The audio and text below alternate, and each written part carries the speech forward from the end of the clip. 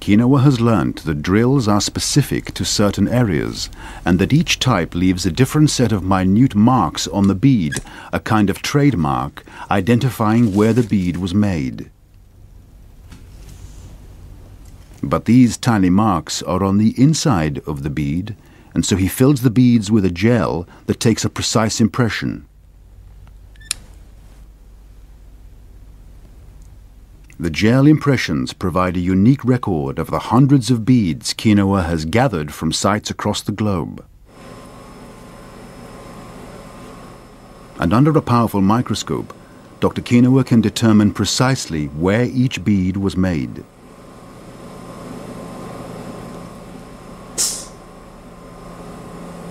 And he's discovered that Harappan beads have been turning up in some very surprising places. By comparing the inside of the bead, meaning the drill hole, and the measurements and all of the specifics of it, it's possible now to confirm that beads made in the Indus Valley were going to Mesopotamia, they were going to Central Asia, and most recently I'm finding that there might be beads in China. Finding beads from the Indus Valley in China during the Western Zhou period, probably around 1200 to 800 BC. This is Shang and Western Zhou. Then it's very important. It means that there's much wider overlapping trade networks in the ancient period than anyone had ever imagined. The Turkish obsidian findings had shown that there was trade across parts of Asia 9,000 years ago.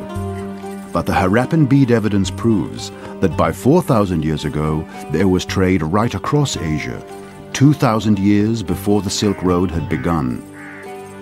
It looks as if the history books had it wrong, and that moreover, trade contacts had been part and parcel of the growth of ancient civilizations. It's a breakthrough in our knowledge of Asian history, and to Mark Quinoa, it makes perfect sense. The emergence of early civilizations could not have occurred without trade.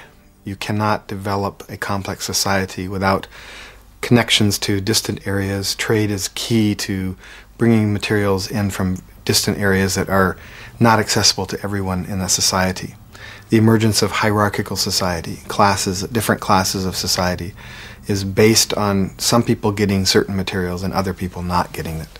So trade is essential for helping to create hierarchy and differences within a society. Evidence was mounting to show that established trading links must have existed from earliest times. But many historians still held to the idea that only the goods had moved along the chain. The people and their cultures stayed separate. The next breakthrough was to come from a desolate area very near to where those tiny Harappan beads ended their journey, in Xinjiang province, China.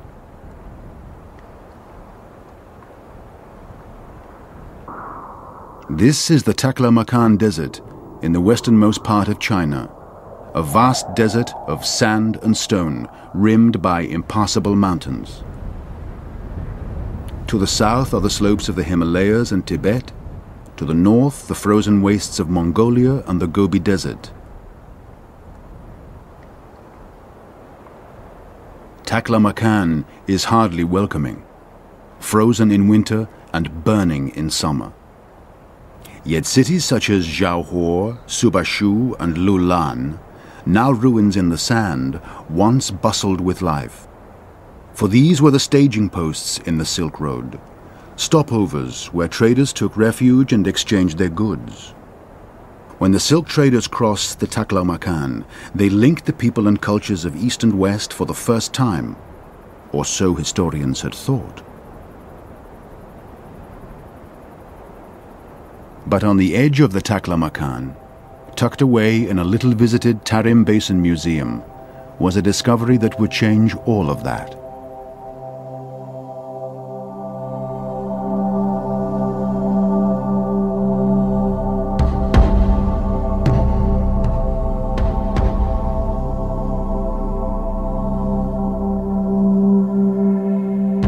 Mummies.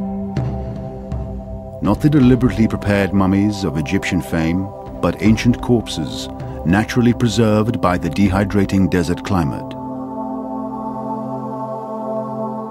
Such mummies are not uncommon in desert areas, but these were so unexpected they sent shock waves through the archaeological world.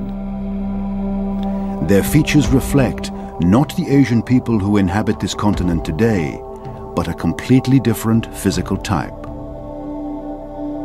Some of these bodies are more than 6 feet tall, much taller than the norm for the local Chinese population. Their desiccated remains reveal wisps of blonde hair, high cheekbones, long prominent noses, and round, deep-set eyes. None of these is characteristic of Asian peoples. They are typically Caucasian. It looked as if these were visitors from outside, travelers who had died thousands of miles from their original home. The mummies provoked a whole raft of questions. Why were these people so different to today's Asian population? Who were they, and where had they come from? There was one clue. The mummies were dressed in colorful clothing and wrapped in cloth. Irene Good is a textiles expert from Harvard University. She was invited by the Chinese authorities to take fabric samples for analysis. In her laboratory, she carried out a meticulous examination. First, she looked at the designs, patterns, and weaving techniques, comparing them with those known to have been used throughout history by different cultures. I was seeing design styles and motifs that were actually influences from areas that we think of as quite divergent and far away, namely these tartans or plaids that may have appeared to be what we are familiar with from Iron Age Europe, Northern Europe. Then she moved on to the fibers themselves.